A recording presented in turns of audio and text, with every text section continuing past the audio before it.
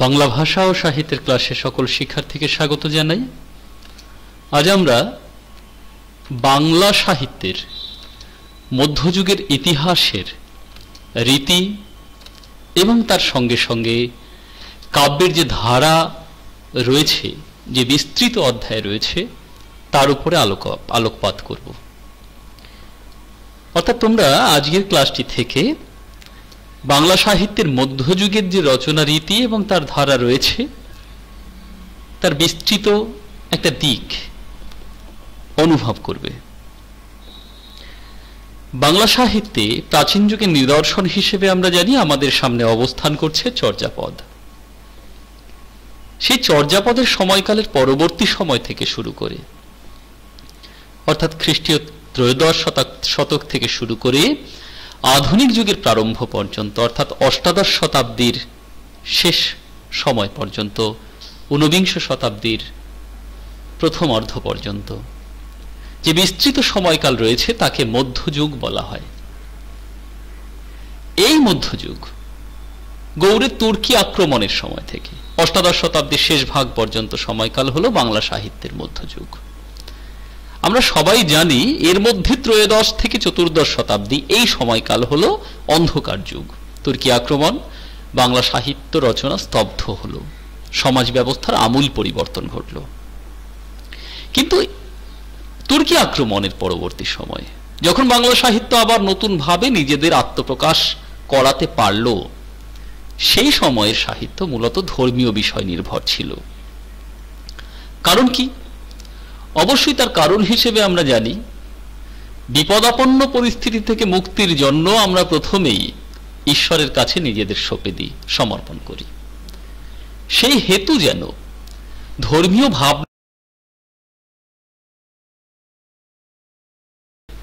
বিস্তৃতি পেয়েছিল। প্রথম দিকে সমস্ত রচনাই ছিল পদ্যমূলক অর্থাৎ কবিতা নির্ভর। তোমরা দেখেছ ইতিমধ্যেই চণ্ডীমঙ্গল, ধর্মমঙ্গল কিংবা রামায়ণ, মহাভারত সমস্ত রচনাই হলো পদ্যমূলক। গদ্য সাহিত্য শুরু হয়েছে তার অনেক পরে, আধুনিক যুগের সময়, যখন Fort William College, Serampore Mission প্রতিষ্ঠিত হলো। বিদ্যাসাগর মহাশয়, রামমোহন রায়, উইলিয়াম কেরি তাদের হাত ধরে গদ্য সাহিত্য এগিয়ে চলতে শুরু করলো। কিন্তু মধ্যযুগে যে সাহিত্যগুলো আমরা দেখেছি তার সমস্তই ছিল পদ্যমূলক, কবিতামূলক। এবং লক্ষণীয়, এই সময় তুলট কাগজে লেখা পুঁথির মাধ্যমে সাহিত্য চর্চা চলত। এটা কিন্তু যথেষ্ট গুরুত্ব বহন করে। এই মধ্যযুগের কাব্য ভাবনা ও রচনার বিবর্তনের কথা অনুসারে আমরা মধ্যযুগের গোটা সাহিত্যকে, মধ্যযুগের এই সময়টা হলো স্বর্ণযুগ, এই সময়টিকে তিনটি ভাগে দেখে নিতে পারি। প্রথম হলো প্রাক চৈতন্য পর্ব অর্থাৎ চৈতন্যদেবের পূর্ববর্তী সময়ের, চৈতন্যদেবের আবির্ভাবের পূর্ববর্তী সময়, চতুর্দশ পঞ্চদশ শতাব্দী এই সময়। চৈতন্য সমসাময়িক অর্থাৎ ষোড়শ শতাব্দীকে চৈতন্য সমসাময়িক বলা হয়ে থাকে। এবং চৈতন্য পরবর্তী সময় অর্থাৎ সপ্তদশ এবং অষ্টাদশ শতাব্দী, এই তিনটে ভাগে বিন্যস্ত করে আমরা একে দেখে নিতে পারি। তবে প্রথমে আমরা চলে আসি চৈতন্য পূর্ববর্তী সময়, মানে চৈতন্যদেবের জন্মের পূর্ববর্তী সময়ের কথা। চৈতন্যদেবের জন্মের পূর্ববর্তী সময়ে বাংলা সাহিত্যের মধ্যযুগে যে সকল কবিগণ ছিলেন তার মধ্যে উল্লেখযোগ্য, আমরা জানি বাংলা সাহিত্যের মধ্যযুগের প্রাচীনতম নিদর্শন হল বড়ুচণ্ডীদাস রচিত শ্রীকৃষ্ণ কীর্তন। আমরা ইতিমধ্যেই ক্লাস করেছি, ডেসক্রিপশন বক্সে লিংক দিয়ে দিয়েছি, দেখে নাও। কৃত্তিবাসী রামায়ণ রয়েছে তার মধ্যে, মালাধর বসু শ্রীকৃষ্ণ বিজয়, বিদ্যাপতি ও চণ্ডীদাসের পদাবলী। সাহিত্যের সূচনা ঘটে চতুর্দশ শতকে, বিদ্যাপতি এবং চণ্ডীদাসের কথা আমরা জানি। ষোড়শ শতকে এই সাহিত্যের বিকাশ ঘটে।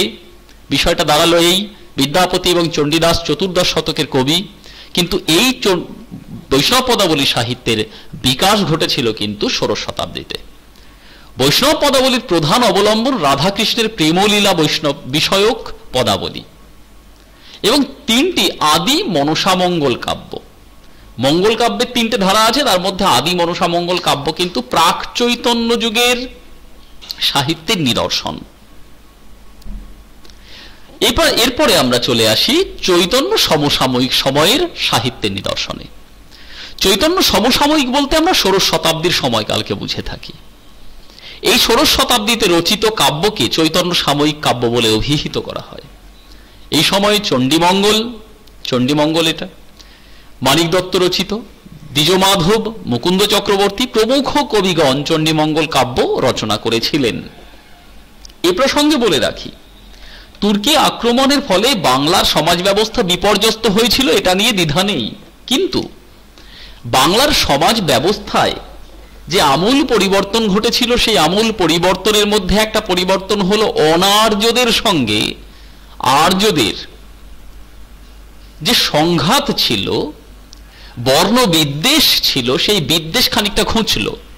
ফলে অনার্য দেবদেবীরা কিন্তু আস্তে আস্তে সাহিত্যের অঙ্গে চলে এলো, সাহিত্যের প্রাঙ্গণে অন্তর্ভুক্ত হলো।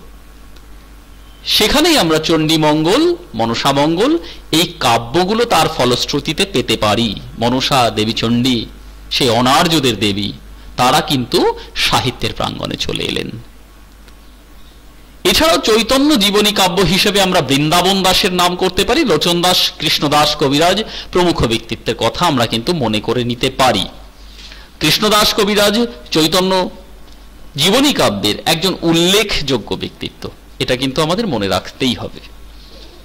এবার তৃতীয় পর্যায়ে চৈতন্য পরবর্তী এবং সপ্তদশ অষ্টাদশ শতাব্দী, অত্যন্ত গুরুত্বপূর্ণ সময়, যে সময়ে বাংলা সাহিত্যের মধ্যযুগের সম্পূর্ণ রূপ প্রকাশ পেল। প্রথমে দেখা গেল সংস্কৃত ভাষা থেকে অনুবাদ সাহিত্য শুরু হলো।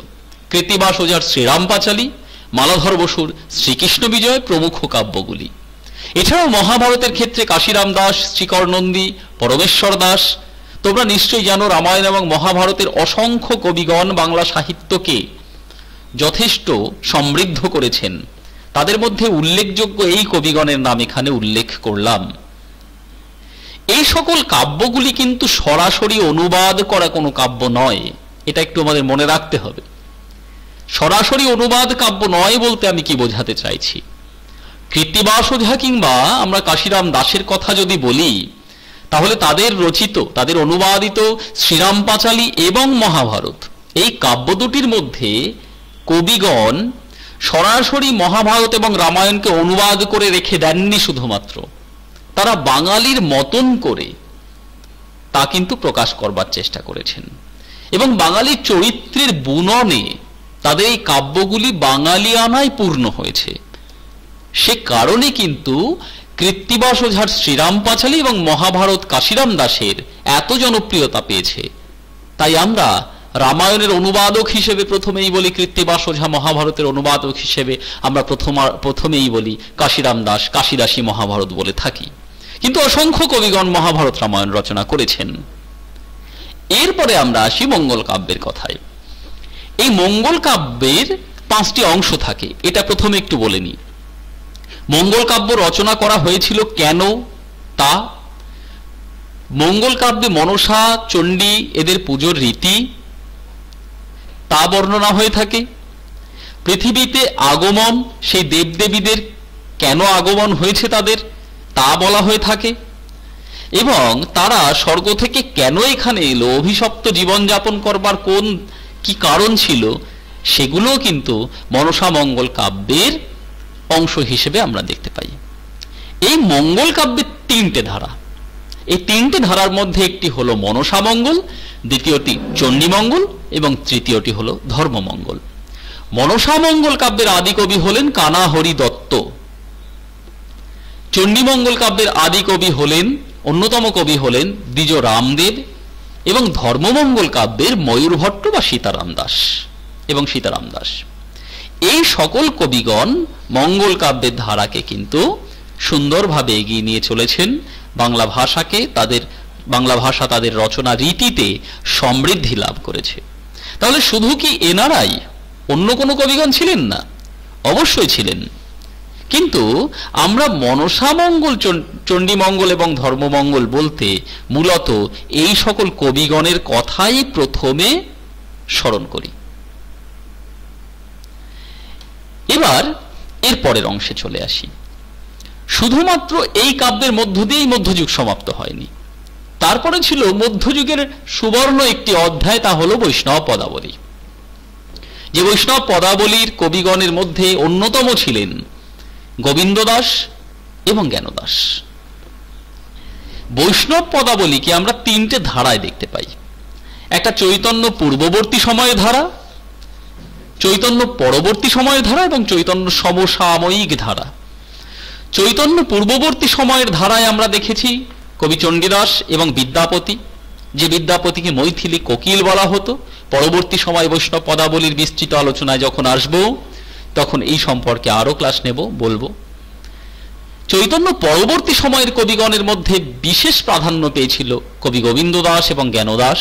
এছাড়াও আরো অনেক কবি ছিলেন যাদের নাম প্রাসঙ্গিকভাবে আমরা ততটা স্মরণে রাখি না যত এই কবিগণের কথা মনে রাখি, কারণ তাদের কাব্য কীর্তি, কাব্যে অলঙ্কার ছন্দের বুনন এবং আবেদন যা আমাদের প্রত্যেক সাহিত্য প্রেমীকে মুগ্ধ করে। বৈষ্ণব পদাবলীর ধারায় সুতরাং আমরা চৈতন্য পরবর্তী সময় এই দুটো নাম বিশেষ করে মনে রাখবো, গোবিন্দ দাস এবং জ্ঞানদাস। এছাড়া ছিল শাক্ত পদাবলী। শাক্ত কাদের বলা হতো? শক্তির উপাসনা করেন যারা, কালী হতে পারে, দুর্গা হতে পারে, তাদের উপাসনা যারা করেন তাদের বলা হয় শাক্ত। তাহলে শাক্ত পদাবলী অর্থাৎ কালিকা এবং দুর্গা এদের অবলম্বন করে যে কাব্য রচনা হয়েছিল, রামপ্রসাদ গীতি কিংবা কমলাকান্ত গীতি, অর্থাৎ কমলাকান্তের চক্রবর্তী রচিত গান কিংবা রামপ্রসাদ সেন দ্বারা রচিত গান, তাই কিন্তু শাক্ত পদাবলীর মধ্যে অন্তর্ভুক্ত হয়েছে। লক্ষণীয়, শাক্ত পদাবলীর পূর্ববর্তী সময় পর্যন্ত, বৈষ্ণব পদাবলীর ধারা পর্যন্ত বাংলা সাহিত্যে কেবলমাত্র দেবতারাই প্রাধান্য পেয়ে গেছে, মানুষের কথা বলা হয়নি। শাক্ত পদাবলীর সময় থেকে আমরা লক্ষ্য করলাম বাংলা সাহিত্যের মধ্যযুগের রীতির বদল ঘটতে শুরু করলো। আস্তে আস্তে সেই কাব্যের প্রাঙ্গণে দেবতাদের সঙ্গে মানুষের প্রাধান্য এলো। তাই শাক্ত পদাবলীতে আমরা দেখেছি দেবী দুর্গা আমাদেরই কোনো এক ঘরের নারী রূপে আত্মপ্রকাশ করেছে। আবার কমলাকান্ত চক্রবর্তীর গানে আমরা দেখেছি দেবী কালিকা তার কন্যা রূপে তার পাশে অবস্থান করেছে। সুতরাং রবীন্দ্রনাথ ঠাকুর লিখেছিলেন দেবতারে প্রিয়ে করি প্রিয়ের দেবতা। সুতরাং এখানে এই শাক্ত পদাবলীর মধ্য দিয়েই বাংলা সাহিত্যের মধ্যযুগের বিবর্তন শুরু হয়ে গেল। দেবতা এবং মানুষ মিলেমিশে সেখানে কিন্তু একাকার হয়ে গেল। এবার এর সঙ্গে সঙ্গে আরো একটি কথা আমাদের না জানলেই নয়, তা হলো আরাকান রাজসভার কবি। যে আরাকান রাজসভার কবি ছিলেন সৈয়দ আলাওল এবং দৌলত কাজী। মধ্যযুগের বাংলা সাহিত্যের রীতির রকম পরিবর্তন হলো শাক্ত পদাবলীর মধ্য দিয়ে। সপ্তদশ শতাব্দীতে আরাকান রাজসভার কবি সৈয়দ আলাওল দৌলত কাজী যখন কাব্য রচনা করলেন তখন তাদের কাব্যে কিন্তু সম্পূর্ণভাবে মানুষের কথা এসে বাসা বাঁধল। যদিও তাদের কাব্যগুলি মৌলিক কাব্য নয়, অনুবাদিত কাব্য, তবুও সেই অনুবাদিত কাব্যের মধ্যে কিন্তু বাঙালিয়ানাকে আমরা লক্ষ্য করি। ওই একই রকম ভাবে সরাসরি অনুবাদ তারা কখনোই করেননি। মোহাম্মদ জয়সির পদুমাবত কাব্য থেকে সৈয়দ আলাওল যখন রচনা করলেন পদ্মাবতী, তখন তার মধ্যে বাঙালি সাহিত্যপ্রেমী প্রত্যেকটি মানুষ মনুষ্য প্রেম ধর্মের সন্ধান পেলেন, যা এক কথায় অনন্য হয়ে উঠল তখন। সুতরাং বাংলা সাহিত্যের রকমের পরিবর্তন যখন শাক্ত পদাবলীর হাত ধরে ঘটল, তারপর আর থেমে রইল না, দুরন্ত গতিতে সেই রীতি পরিবর্তনের ধারা এগিয়ে চলতে শুরু করলো। এছাড়াও শিবায়ন এবং নাথ সাহিত্যের কথাও আমরা পাই তার মধ্যে। সর্বোপরি মধ্যযুগীয় বাংলা সাহিত্যের একদম শেষে যদি পৌঁছে যাই তখন দেখি কবি ভারতচন্দ্র 1760 সালে যার মৃত্যু ঘটেছিল। অন্নদামঙ্গল কাব্যের কবি তিনি, রাজা কৃষ্ণচন্দ্রের সভাকবি ছিলেন তিনি। বাংলা সাহিত্যে মধ্যযুগীয় রীতির সমাপ্তি তার হাত ধরেই এবং তার হাত ধরেই আধুনিক যুগের প্রারম্ভ। তাই তাকে বলা হয় যুগ সন্ধির কবি। কবি ভারতচন্দ্র সম্পর্কে বলা হয় the last of the ancient and first of the modern. তার সাহিত্যের মধ্যে মধ্যযুগীয় সাহিত্য যেমন ধারাবাহিকভাবে এসে পৌঁছেছে, ঠিক তেমনি ভাবে আধুনিক যুগের প্রারম্ভের রীতি তার সাহিত্যের মধ্যেই আমরা লক্ষ্য করি। কবিগুরু তাই বলেছিলেন তার কাব্যকে রাজকণ্ঠের মণিমালা। আসলে তার কাব্যের মধ্যে এত অলঙ্কার, এত বসনভূষণ ছিল, যা সত্যি বাংলা সাহিত্যের অমূল্য সম্পদ হয়ে উঠেছিল। এরপরে শুরু হলো আধুনিক যুগের শুরু। ইতিমধ্যেই ভারতচন্দ্রের মৃত্যু 1760। ইতিহাসের প্রেক্ষাপটের দিকে তোমরা যদি তাকাও তাহলে দেখতে পাবে ততদিনে ইংরেজ বাংলার বুকে চলে এসেছে 1757 সালে পলাশীর যুদ্ধ। সুতরাং পলাশীর যুদ্ধের মধ্য দিয়ে ভারতবর্ষের এবং বাংলার স্বাধীনতার সূর্য অস্তমিত হলো ঠিকই, কিন্তু তার সঙ্গে সঙ্গে সূচিত হলো আধুনিক যুগের বাংলা সাহিত্যের ধারা। আমরা পরবর্তী কোনো ক্লাসে এই আধুনিক যুগের বাংলা সাহিত্যের ধারা এবং তার রীতি নিয়ে এভাবে একটি ক্লাস করব, তথ্যমূলক। তারপর ধারাবাহিকভাবে সেই তথ্যমূলক ক্লাসের উপরে নির্ভর করে সমস্ত সাহিত্য স্রষ্টাদের সম্পর্কে বিস্তৃত বিবরণে আসব। তোমরা এর পরের ক্লাসের জন্য অপেক্ষা করো। মধ্যযুগীয় বাংলা সাহিত্যের ধারায় আমরা যে নামগুলো দেখলাম তা ধারাবাহিকভাবে এর পরবর্তী ক্লাসে নিশ্চয়ই আলোচনা করব। সকলকে ধন্যবাদ। এভাবেই ক্লাসের সঙ্গে জুড়ে থাকো।